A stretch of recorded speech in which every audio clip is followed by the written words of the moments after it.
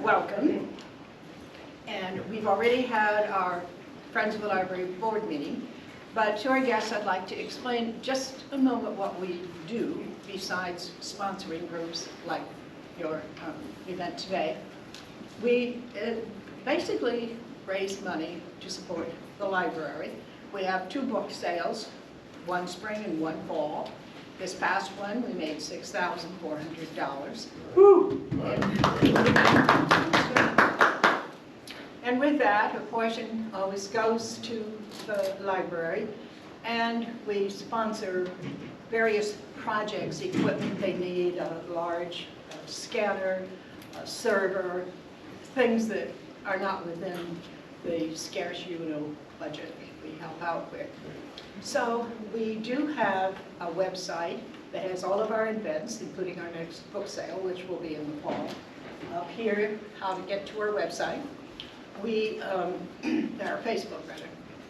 And we do accept donations of used books gladly. So there's also a number up here to call, which basically is the library office, and they get in touch with one of our board members, and we get in touch with you and make arrangements to get your books. We have a dedicated book sale room down the hall. It's an enormous room with shelves and tables and stacked to the ceiling. So it's a great opportunity whenever we have another one.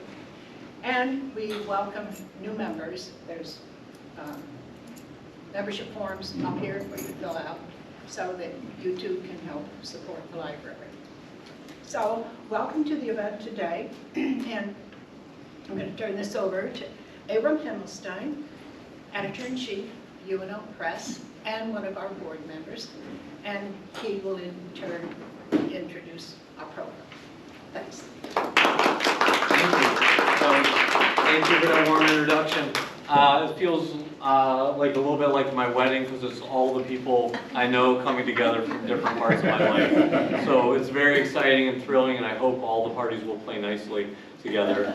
I want to just second, if y'all ain't been to the library sale, it's amazing. You get hardbacks for $2 like that you can pass off as Christmas gifts and be done. And paperbacks you actually want to read are $1. So highly recommended, and also we do want your books. This is amazing for me to be up here. I was telling Megan and Liz beforehand that as I was starting my career in books and literature in New Orleans, like 20 years ago, I really don't have lost all sense of time. Maybe 2004, 2003, 2004, so 18 years ago. I was working at the Literacy Alliance of Greater New Orleans, and I had the pleasure of helping found One Book, One New Orleans, and the idea that the whole city would come together to read one book. And so it's amazing to watch it kind of come full circle. And now to have this tremendous honor, I want to just briefly bring Runagate into this room. UNO Press has a publishing partner, which is Runagate Press, Kalamu Yasalam, and Io Robinson. Yes, they're incredible. I just want to salute them. They're not here tonight.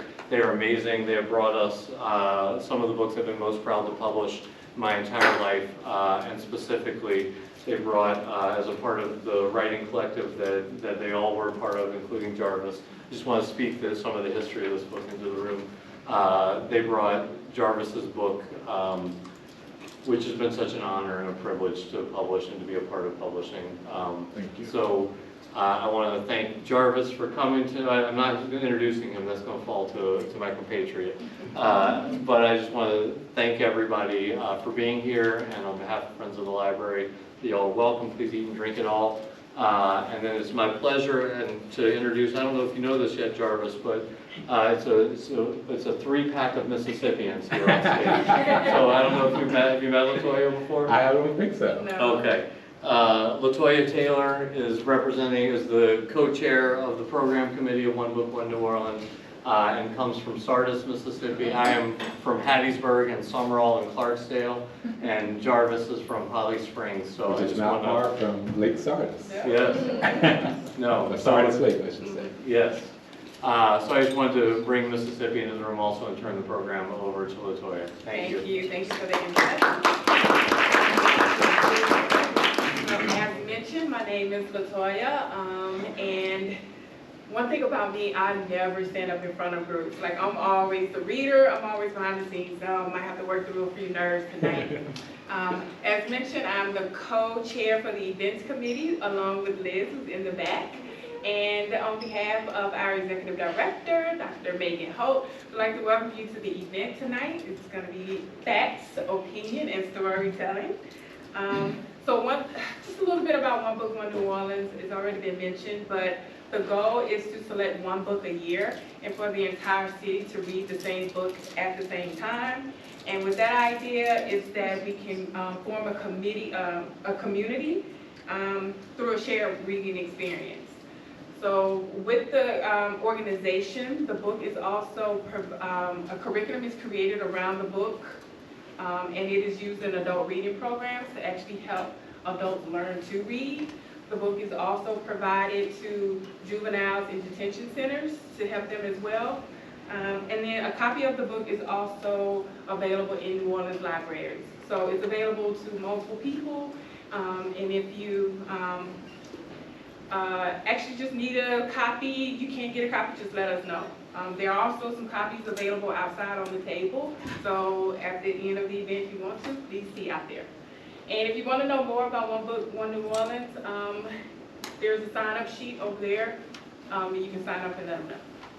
So on to the event tonight, we have Dr. Matthew Smith. He actually broke up the little Mississippi thing we had Sorry. going on. We can't all be perfect. I know, but he's close. He's actually a Louisiana native. He earned his PhD from the University of Tennessee, along with his master's and his bachelor's from LSU. He is currently a visiting assistant professor at Tulane. His research specialties include literary regionalism, the literature of New Orleans, and 19th century American literature. His article on the aesthetics of plantation tourism appeared in the winter 2018 issue of Southern Quarterly. His book chapter on post-Civil War literary New Orleans is in New Orleans history. So thank you for attending. And then our author of the year, Mr. Jarvis DeBerry, again, I'm going to say Mississippi native, former editor of Louisiana Illuminator, who spent 22 years at the Time-Picayune and later NOLA.com as a crime and courts reporter, an editorial writer, columnist, and deputy opinions editor. So that's going to come in handy tonight. We talked about opinions. He was on the team of Times-Picayune journalists awarded the Pulitzer Prize for public service after that team's coverage of Hurricane Katrina, the deadly flood that followed. In addition to the Sheriff Pulitzer, Mr. DeBerry has won awards from the Louisiana Bar Association for Best Trial Coverage and awards from the New Orleans Press Club, the Louisiana Mississippi Associated Press, and the Association of Black Journalists for his columns. And those columns are the ones featured in the One Book, One New Orleans feature book for this year, I Feel to Believe. So with that, I'll turn it over to Dr. Smith. Thanks, Latoya. So just to give everyone a quick preview of sort of what we're thinking for tonight for the structure of this event, I think Jarvis and I are going to chat for about 15-20 minutes or so. Then we have a writing workshop activity that we'll sort of have distributed out to y'all. Y'all will engage in some writing, some storytelling, some thinking through the theme of our event, fact, opinion, and storytelling. And then hopefully after we do some writing, you'll get a chance to share some of your pieces that you've written, and Jarvis and I maybe give feedback, insights, bounce ideas on some of those pieces. Does that work for you? That works for me. That works for you all. Awesome. Well, Jarvis, it's so good to sit down with you. I was joking with Jarvis before we got started that I'm teaching, I Feel to Believe, in a book club at the St. Vincent de Paul Adult Learning Center. And some of the older ladies at the center wanted me to send some flirtatious messages along to Jarvis. They were very impressed by his writing, but I think also impressed by the cover photo of the collection. And I told Matt that for whatever reason, when I came to Louisiana, I became an old lady magnet. So that's not the first time that has happened. But I'm married now, ladies, so I'm off the market. But tell them that I really appreciate it. The reading and the flirtation. Well, they do very much appreciate the book. We've been having great conversations about it. I guess where we can start off our conversation this evening is maybe just leaping into the title of this workshop, Fact, Opinion, and Storytelling. I teach a kind of classical rhetoric class over at Tulane, and one Socratic dialogue we read is Plato's Phaedrus. And there's a part in Plato's Phaedrus, I've got the sort of line written down here, where Socrates is talking to Phaedrus, and he says, Socrates says, when someone utters the word iron or silver, don't we all think of the same thing? Phaedrus says, certainly. Socrates, but what happens when we say just or good? Doesn't each one of us go in a different direction? Don't we differ with one another and even within ourselves? And so I use that kind of passage with the students to think through, part of one's thinking through rhetoric is kind of dividing up. What are those things we can absolutely agree on that we maybe don't need rhetoric for? We don't need to necessarily convince one another of the difference between iron and silver. Yeah. And then how do we kind of cordon off, categorize those things and those things in which, like, we do have legitimate quarrels over what constitutes the definition. Yeah. Or whether we can have facts about what it is to behave in a just way, or whether those are just like ethical opinions. And so all of that kind of swirling around there, I just was interested in kind of picking your brain in terms of how you, as someone who's worked with these questions of fact and opinion for your entire career, what's your thinking about the distinction between those terms, particularly in a moment, and maybe you can speak to this too, in a moment where we're far farther away from even what Socrates and Phaedrus are talking about there. Now we may be in the space where we can't even agree on basic sort of scientific or biological or chemical facts, right? So I'll turn that over to you. There's a lot of questions there. Can you tell I'm an English professor that there's a lot of, I'll ramble. I'll shut up and let you sort of take that where you want to take it. Well, it's a very weighty question. And it has a lot of serious implications for not just how journalists operate, but also how the general public operates. I will tell you that among the columns that are in this book, probably the favorite ones, or the ones I had the most fun writing, were those that feature Be Real. But I eventually abandoned Be Real because of the question that you pose, because I was writing in the era where fake news was becoming a thing, right? And I did not, so for those of you who have not read the columns yet, or have not read these particular columns, I try to allude in the very first column I write about her to Langston Hughes, one of my probably perhaps the strongest writing influence I had, especially as a child, reading his poetry in particular, but also short stories and opinions. And so Langston Hughes had a character that he called, an everyman character in Harlem, that he called Jesse Be Simple, which can be shortened into Just Be Simple, right? And so the conceit was that a narrator whom we assume to be Langston Hughes himself, who is weighty and academic and serious and establishment, really, is always encountering this Just Be Simple in a bar, and they're having conversations about whatever the news is of the day. And so I thought it would be cool to kind of pay homage to Hughes by creating my own character. And I called her Be Real. And so many people would stop me on the street and begin conversations that I could see were rooted in their belief that Beatrice Real was an actual, like, live human being. So the conceit is that she's a telephone operator. She's the information lady. And so she knows it all. She literally has all the information, right? So that is the conceit. So for whatever reason, maybe because we're in New Orleans, and people could actually imagine getting in a conversation with the information person. People really thought that I was having these long conversations with the person on the other end of, dialing information. But anyway, the conceit is that Be Real knows it all. She knows everything about everything.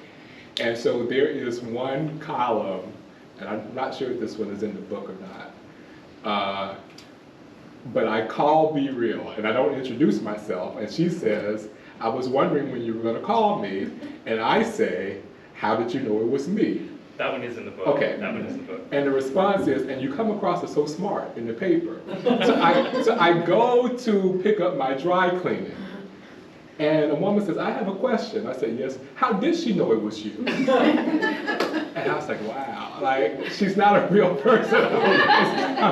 I'm making all of this up. This is a very, very like around the bend response to your question, but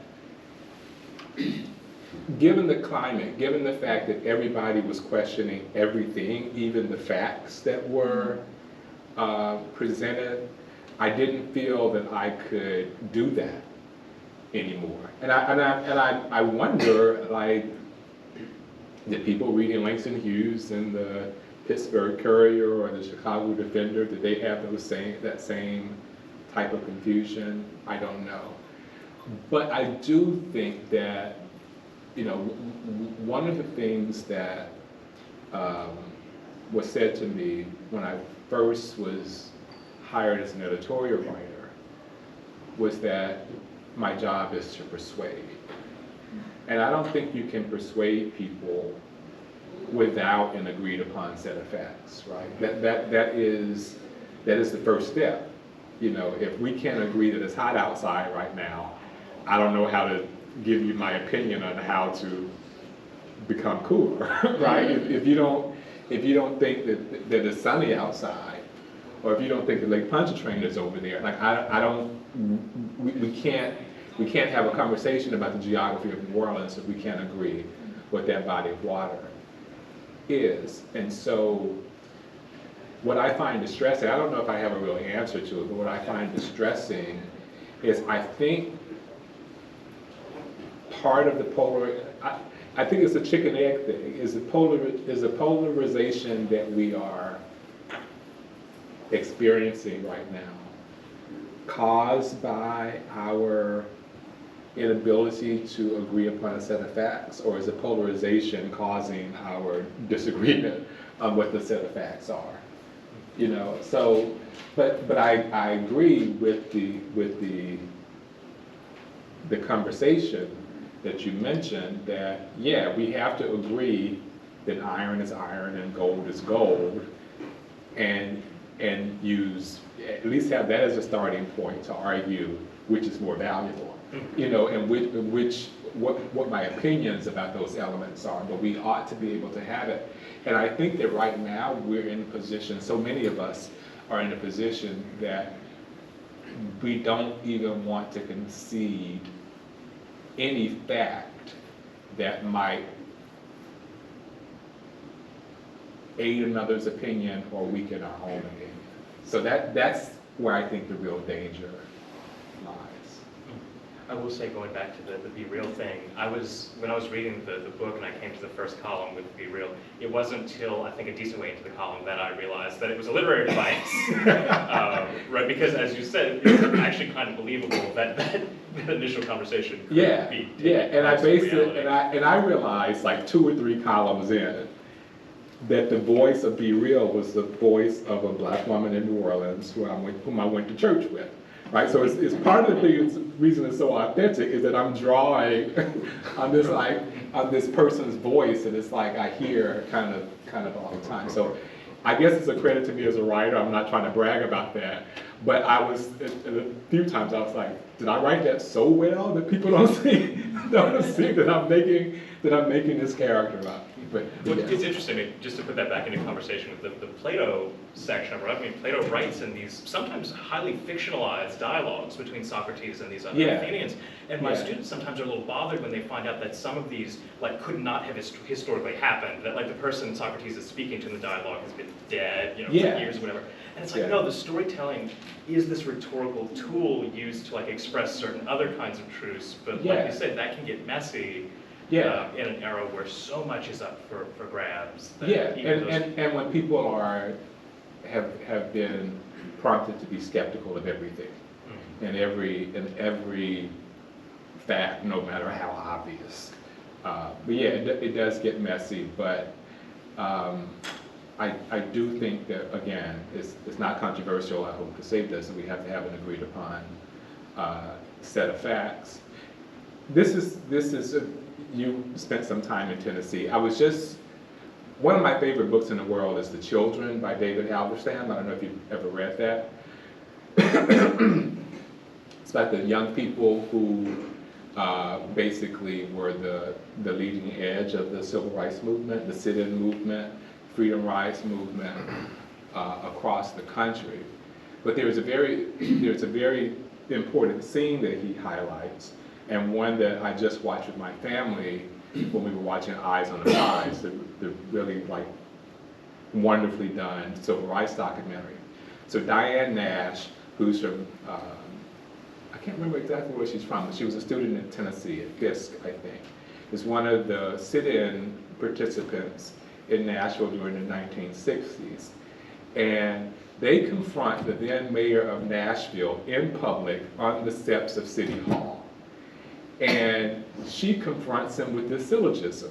Do you believe that it is just to prevent Negroes from sitting with white people? No. Well, the law prevents that. So therefore, do you think that the law is just or unjust? And he acknowledges publicly it is unjust. And that is what got rid of that segregation, those segregationist laws in Nashville. But what struck me about seeing that today's politicians would not concede that point. Like it's like we are, and I was like watching it, like how remarkable that he was intellectually honest and said, I believe that this is wrong. Yes, and because I believe this is wrong, then that law that is furthering the wrong is therefore wrong. And because I'm empowered to change it, then I must, by my conscience, change it. But I watched that and found it inconceivable. Because the values and commitments were being like consistently applied down the chain. It wasn't that I'm going to react to every new question in a way that best positions me politically or protects me this way. Yeah, it was a philosophical.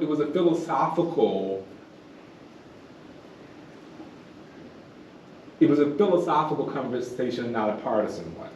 Like she was able to reach him on a philosophical level, but right now I think we are so far removed from that it becomes, like at a certain point I wonder, this may sound awful, like what am I doing here? Like if we are at the point where nobody is persuadable and people feel that it is a weakness to be persuaded, then is this whole idea of an opinion section, is this whole idea of writing columns just a grand waste of time? If I'm only going to be speaking to people who already agree with me, and the people who disagree with me are never going to be moved, then what is the point? And I'm casting it in some very, very, very stark terms, obviously, because there were people who would say, well, I disagree with you before. I thought I disagreed with that position, but you convinced me. But these were usually like journalists and readers and people who were open to being persuaded. But I feel like so many of us feel that being persuaded is a sign of our being weak. And I don't think that Aristotle or any of the philosophers of the past would ever say such a thing. I think they would see it as a strength. And then one thing, I mean, to think through the value of like, what's the value of these kind of opinion columns? I mean, there's something that I think you said in the introduction to this book, that you were thinking of your child, right? And wanting to know that there was a record of where you stood.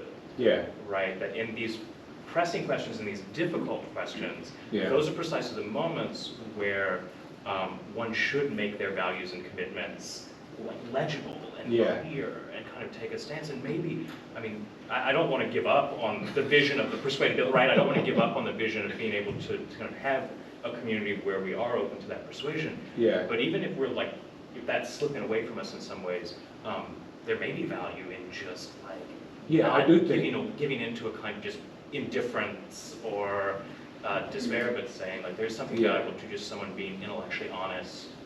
Yeah.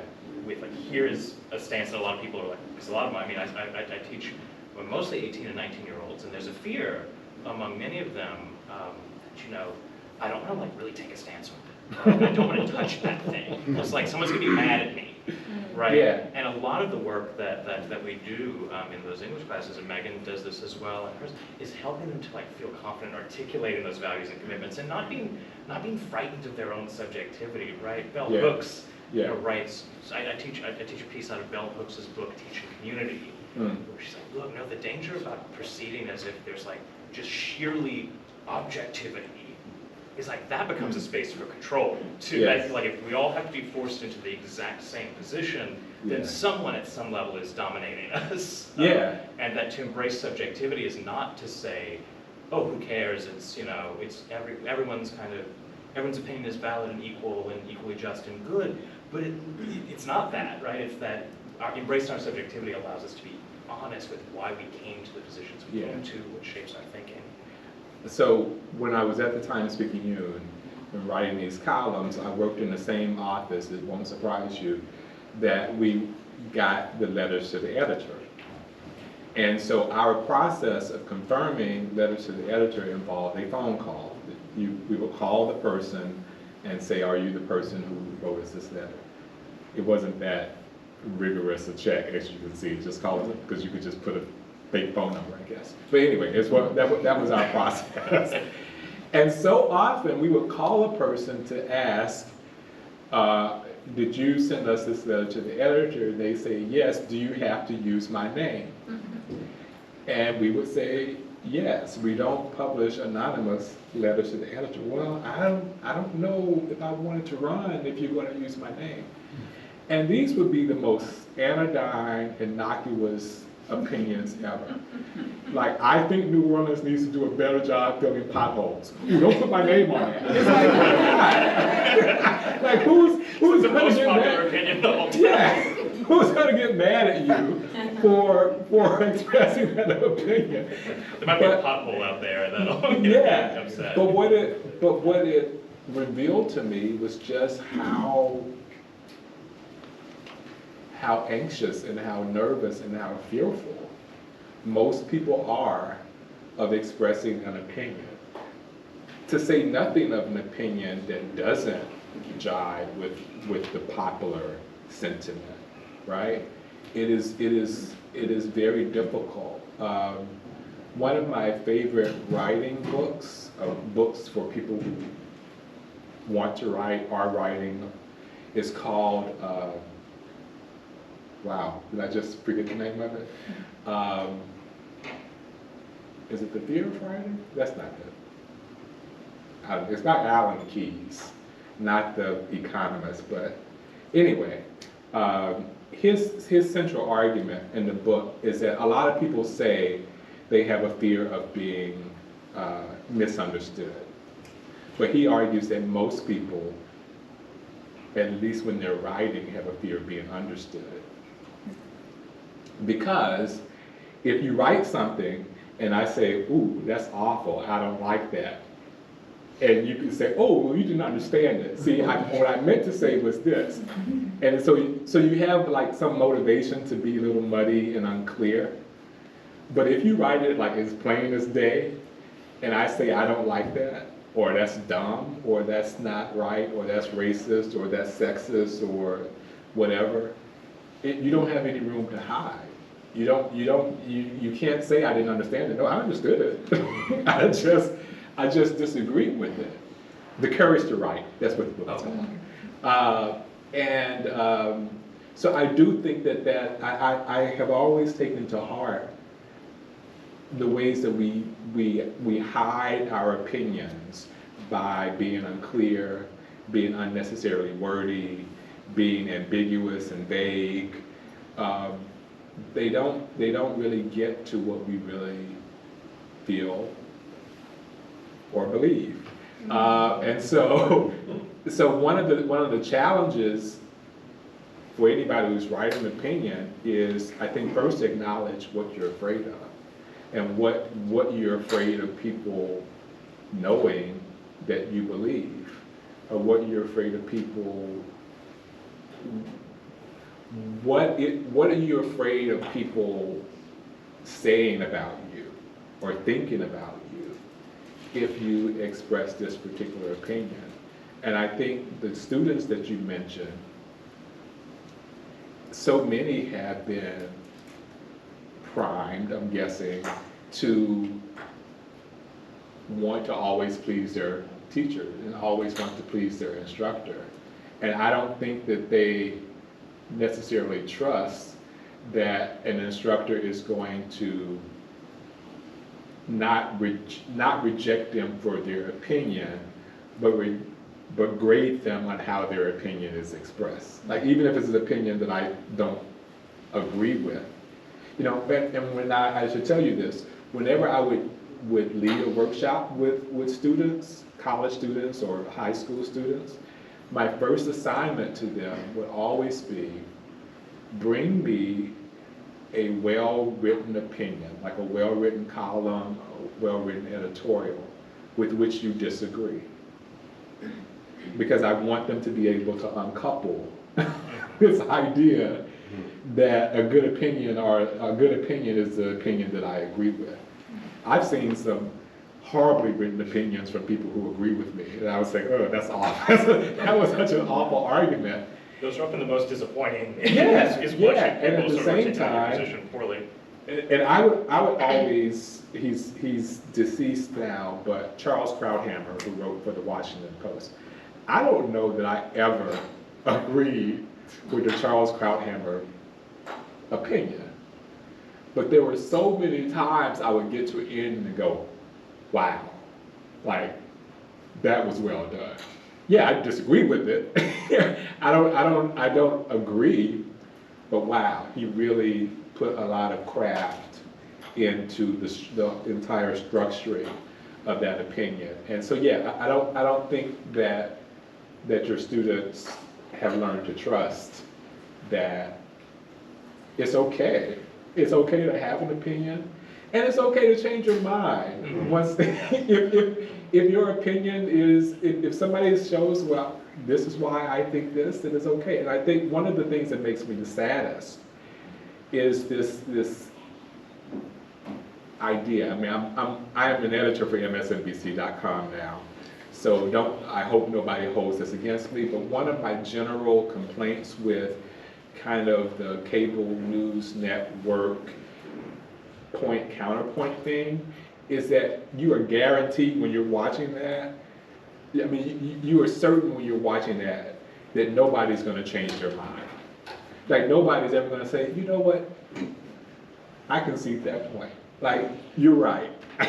I shouldn't have said that, or I shouldn't have done that, or I see it your way a lot more clearly now.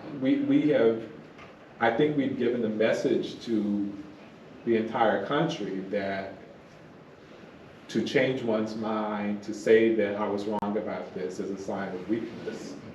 But I think the opposite. I think if you can show someone, if you can change your mind based on an argument, or change somebody else's mind based on an argument, that's a sign of people taking words and arguments and ideas seriously. That's wonderfully sort of answered, and I love that throughout that answer, you were also sort of sprinkling in like really good pieces of writing advice. You talked about wordiness as something that people will do to dodge, like being clear about their points. And one of the things that I really, really love about your columns is you are the master of the short, sharp sentence. And I'm like always, you know, sort of giving students that advice for writing. Like, well, thank you. Don't hide behind the long sentence. There can be power in these like very, very lean, declarative sentences. Yeah.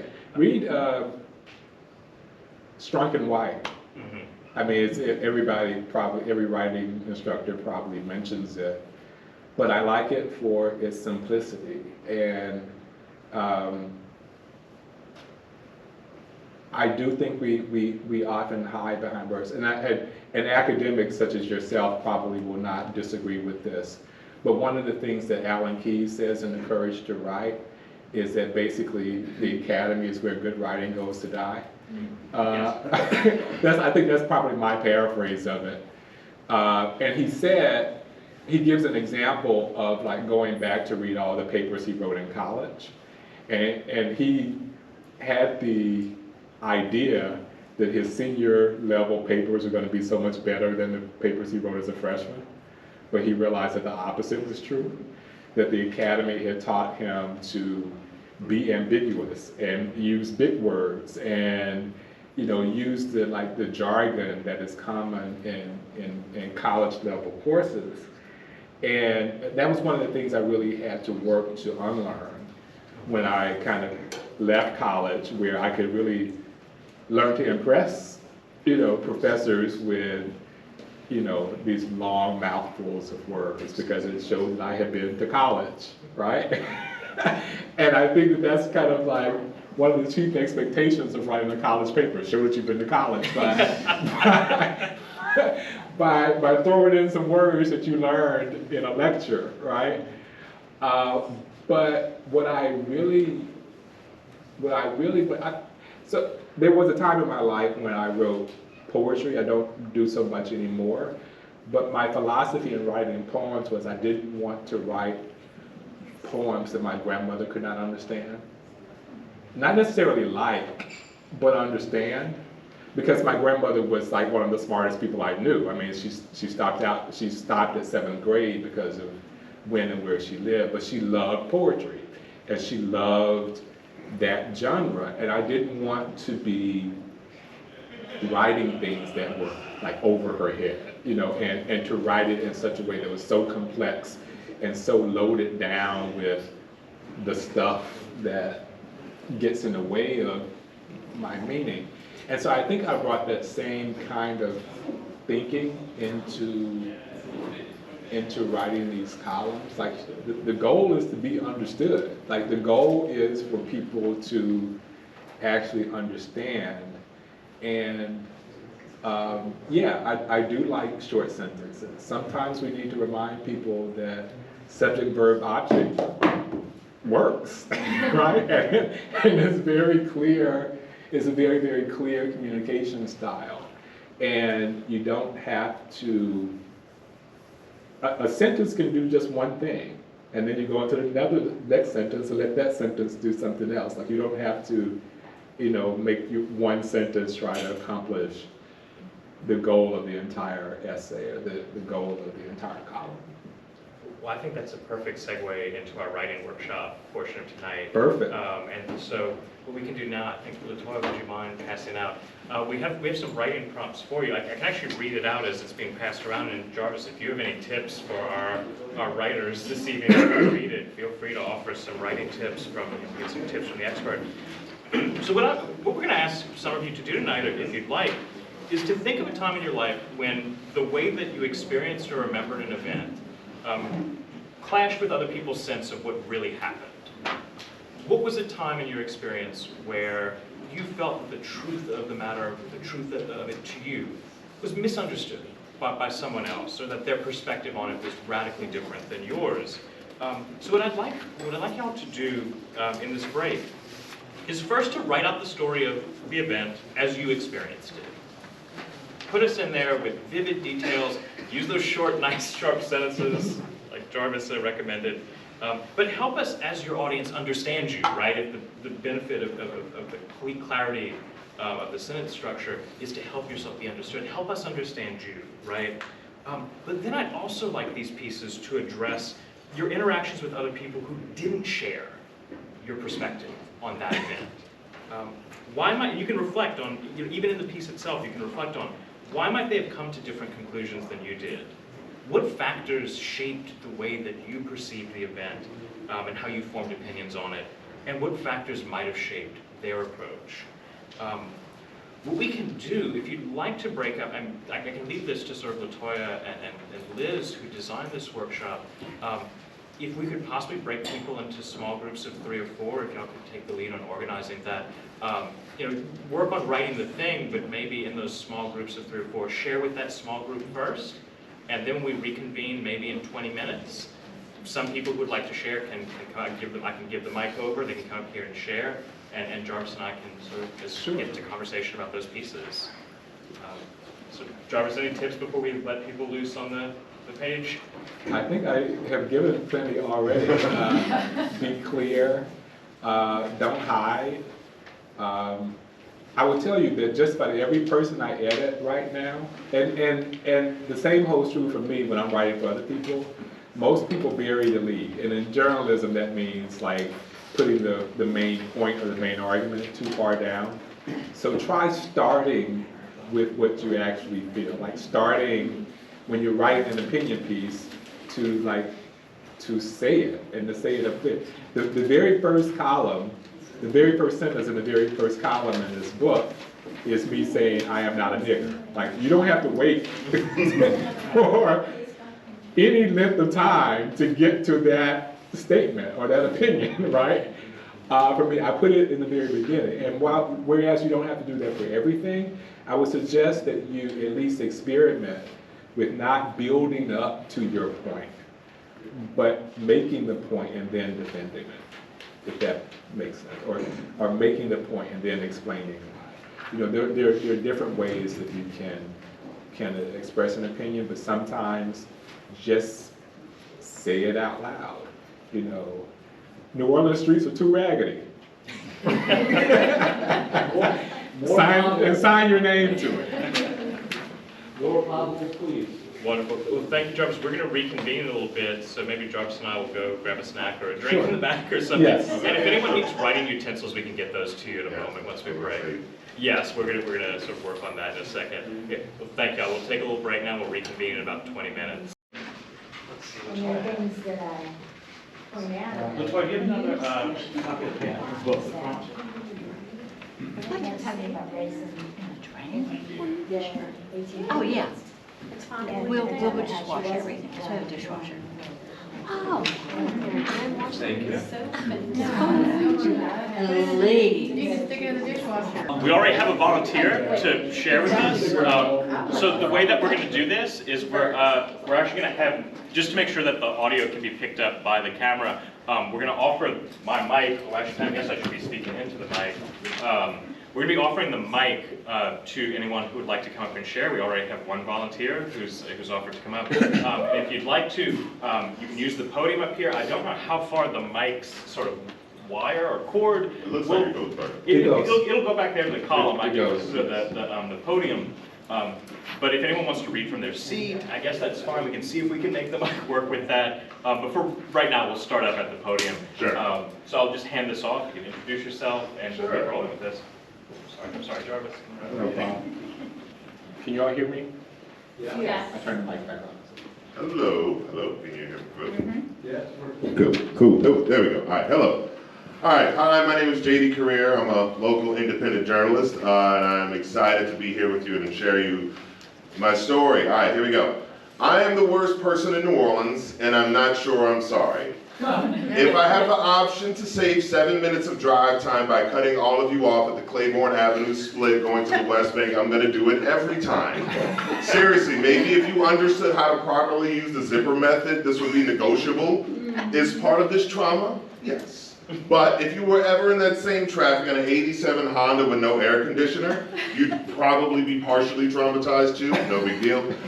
I also spent 8.5 years driving on the 405 in LA. Needless to say, my personal vow to never sit in traffic longer than I have to has made me that guy. But if you love me the way that you say you do in this city, you would afford me this emotional space to deal with this. Or maybe I just need to stop being a jerk and get in line with everyone else. Nah, y'all can get it when y'all fit it.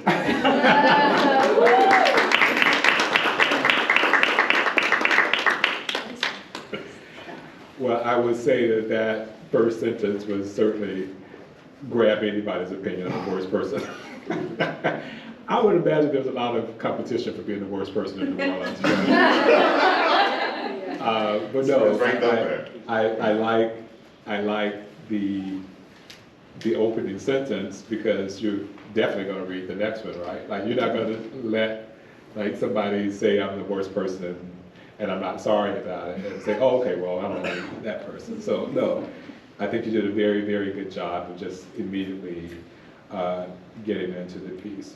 I think you could, if you wanted to expand it, you could talk about just in general, like, so much of the congestion that we have in traffic or whatever is, by design, or wasn't designed properly. And so it could also become a piece about just the general infrastructure of the city and why it is broken. I remember writing a piece several years ago about how used people in New Orleans are to brokenness. Like, oh yeah, that traffic light just never works, right? Or that pole in that corner is always down. Like, somebody knocked it over like 2 weeks ago, and I see people nodding, but like, we are so used to things not working the way that they are supposed to work. And it could also kind of be a segue into that, like, there are other places where,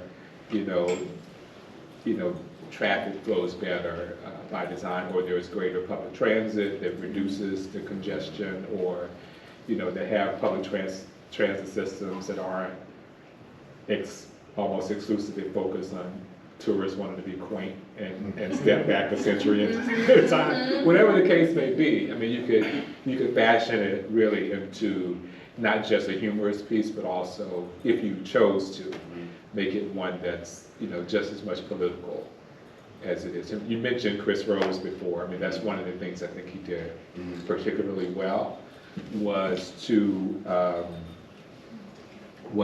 use humor in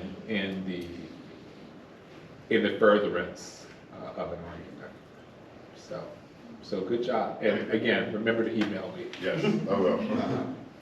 Somebody else. Anything that you've written that you're among friends here? In the back.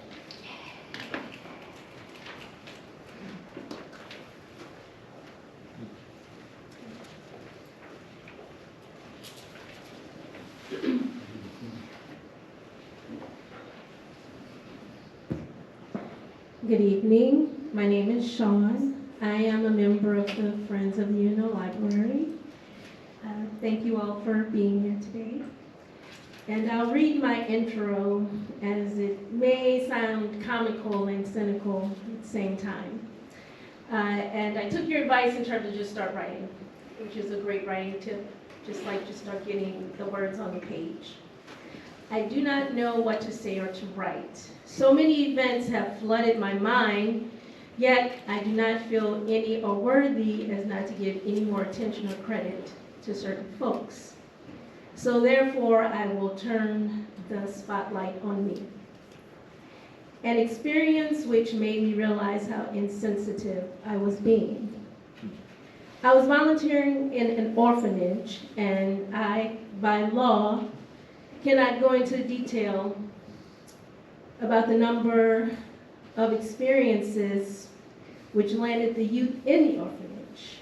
I believe I can say too many were criminal, the circumstances why the kids were there. One day after a field trip of sorts, we, the children attending, staff, and I volunteer returned to the orphanage. I realized in the darkness of the orphanage, which was day or night, that I had a dirt stain on my costume, winter costume thing. It was for Halloween. And this is the part when I asked you if it's okay if I just stopped writing and started speaking. And I just became very unraveled about this dirt stain on my costume. And it was brought to my attention that it was no big deal. I mean, as an adult now, I feel like I have a right, or anyone has a right, to feel about something, but it really made me realize that all these people who were working there, that I was looking at and viewing each day as seemingly not, just keeping it together because they were taking care of the children, that everybody was really on edge, and not in a negative way, because even looking back on my experience working in the orphanage, it was so heavy, just every day being in that situation. And I just had to be grabbed and made to realize and say, this is not the thing to be saying right now. I mean, these children have returned to this orphanage because they are no longer in a home because of situations that you've been made aware of, that you cannot talk about outside of these walls, that when you come here, you're not to say certain things. Yeah. You have to be aware not to touch people a certain way. You're possibly not even allowed in certain rooms. But I don't know, like I said, just want to turn the spotlight on them.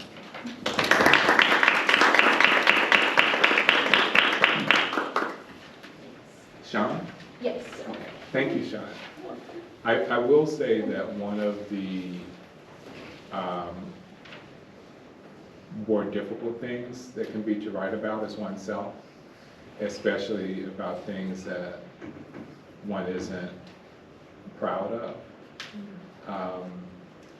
In the book, there is a column that I write a column about the column I regretted writing. Specifically about a former governor, now late governor, Kathleen Blanco.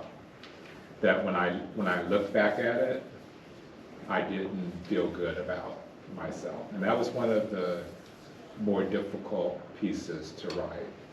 But I do think that interrogating oneself, questioning oneself, holding oneself up to the same scrutiny that one holds with others can be really, really important. And so to say, like, I was insensitive in this moment, I was making it about myself when it should not have been about myself, is just a very important kind of self-analysis to do. I wrote, at least on one occasion, I can't remember exactly what the context was. I don't think it was in that column itself. But I had long told my friends I really hate the Smokey Robinson "Ooh Baby Baby" apology. If anybody remembers Smokey Robinson's song, "Ooh Baby Baby," he says, "Mistakes, I've made a few, but I'm only human, you've made mistakes too."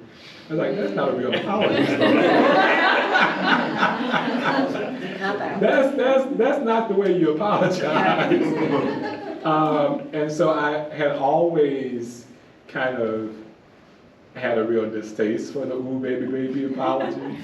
And so when I was writing that particular piece, I had to hold myself to that standard, right? As I can't "ooh baby baby" this one. I have to say that I'm holding myself up for critique. I'm saying that I was wrong, and I am writing this as a kind of apology. And that's hard. That's because one of the things that we naturally want to do is to save face and to present the best version of ourselves, and to present a version of ourselves that's not embarrassing, or that is not flawed. You know, we don't want to go out there with a dirt stain. like literally or even metaphorically. And so I just applaud you for choosing yourself to interrogate and to talk about. That takes a lot of courage. So I often say that I think one of the primary jobs of the writer is to be brave. And so I always want to acknowledge bravery when I see it. Yes? I just want to say thank you for that comment. However, whenever I've told anyone else this story, I always try to leave them with, please be thinking about the kids. It's like I was like so insensitive in that situation, because I've had other people tell me the same thing. Well, at least you came back around and realized you were wrong. It's like, please don't, from this moment on, don't be thinking about me.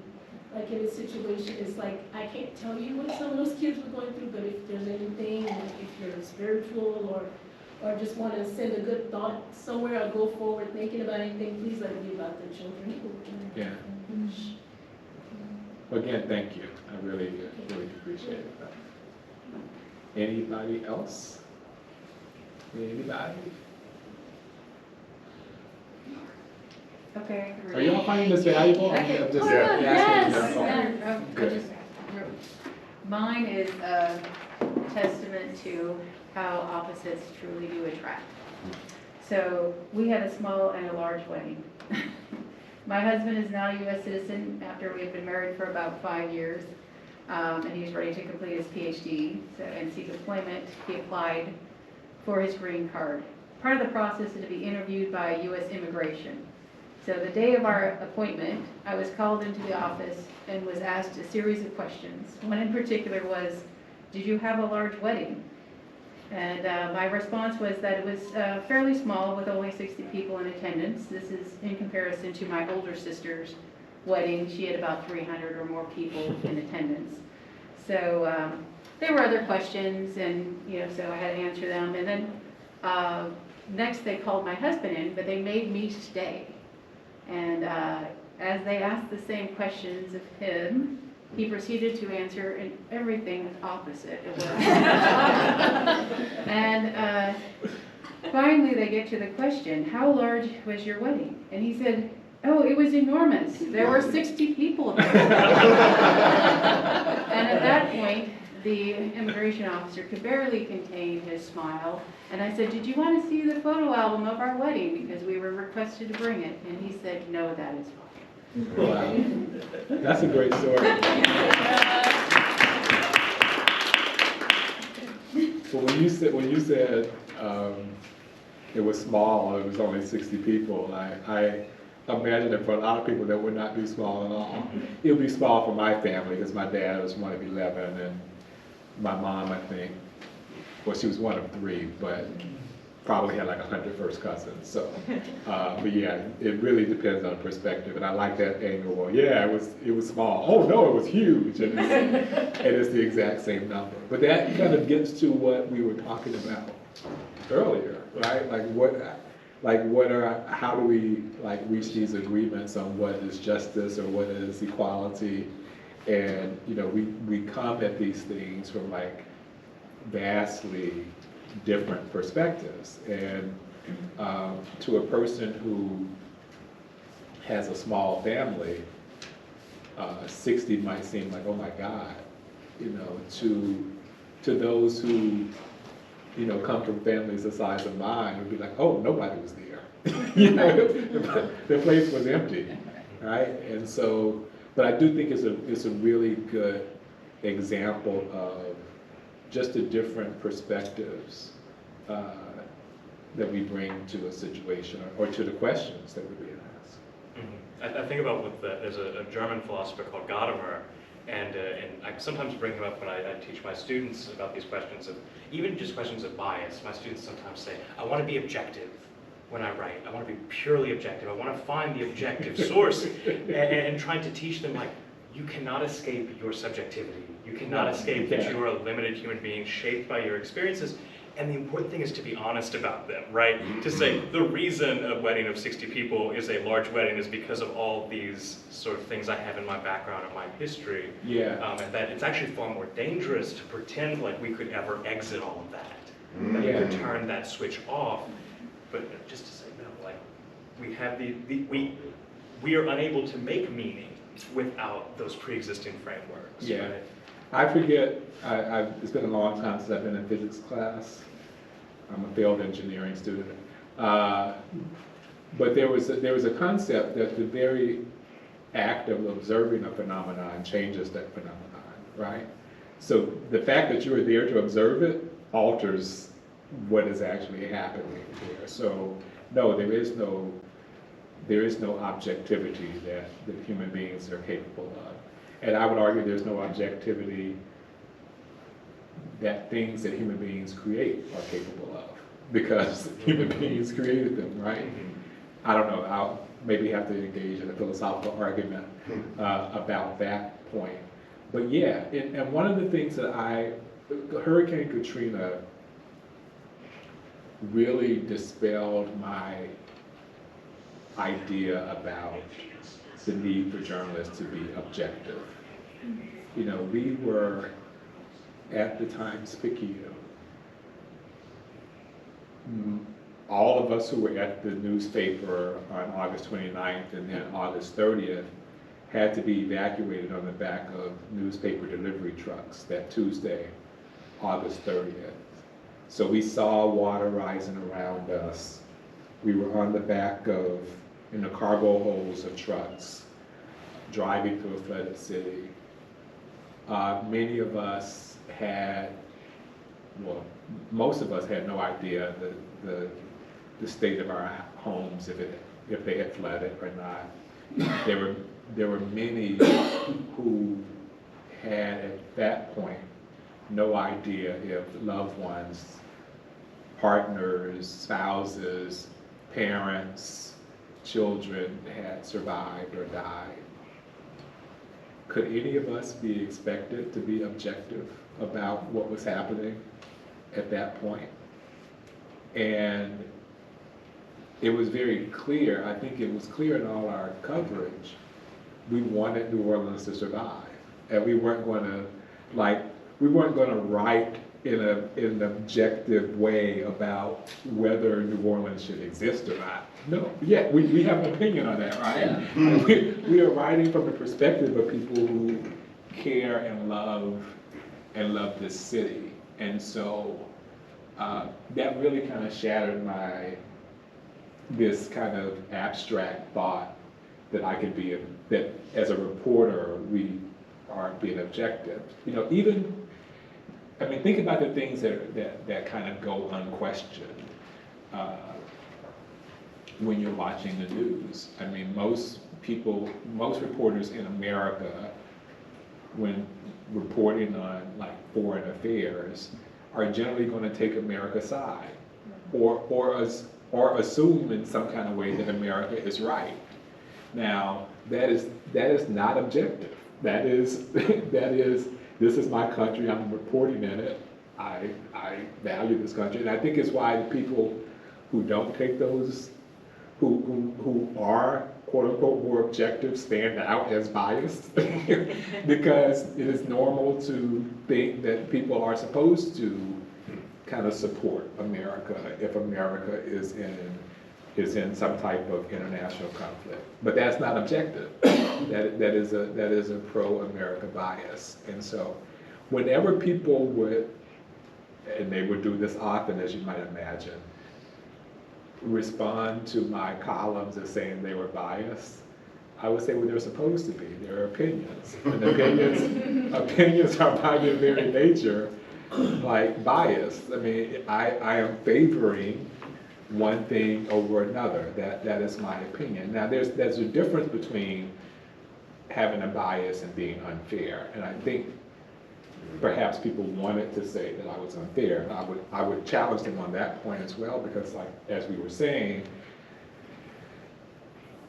I'm basing my opinion on a set of facts. And so you can disagree with my opinion, but if I am holding you to the same standard I'm holding other people, if I am not misrepresenting what somebody said to make the opinion, if I have asked that person for their response, and they have responded or not responded. I'm being fair to them. It doesn't mean I'm unbiased, but I'm being fair. And there is a distinction between those two terms that people often conflate. But that's the whole point of writing an opinion, to take a side. Like, if you don't do that, then you're not really expressing an opinion. And I think that's a really hard lesson, like you mentioned your students. It's a hard lesson for people to learn. Like, no, I am taking this side. That's the whole point of this whole exercise, is for me to say this is right and this is wrong, or this is good or this is bad, or that's funny and that's not funny, or this is depressing and this is encouraging. I mean, it's the very nature of the job to pick a side. Yes, one thing I do is I will sometimes say, don't worry about the word bias, or let's reserve the word bias for things like racial bias or sexual. Let's save that word for forms of discrimination that we could hopefully all kind of agree are outside the bounds of kind of rhetorical, goodness.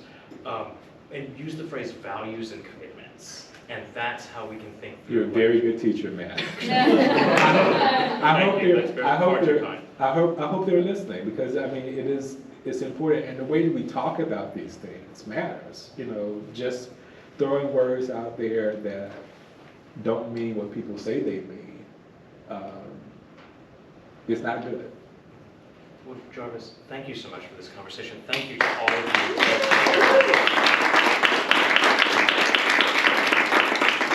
I think Megan would like to come up and say a few words before we wrap up for the night, so I will hand the mic over to her.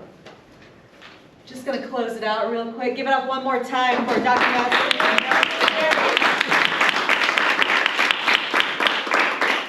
Just got a few thank yous to do, but before I get to those, I wanted to ask you all to please mark your calendars for June 25th at 10 a.m. right here on UNO's campus on the University Center. It's one of the most special events we're a part of all year. It's the 15th annual Greater New Orleans Adult Education Graduation.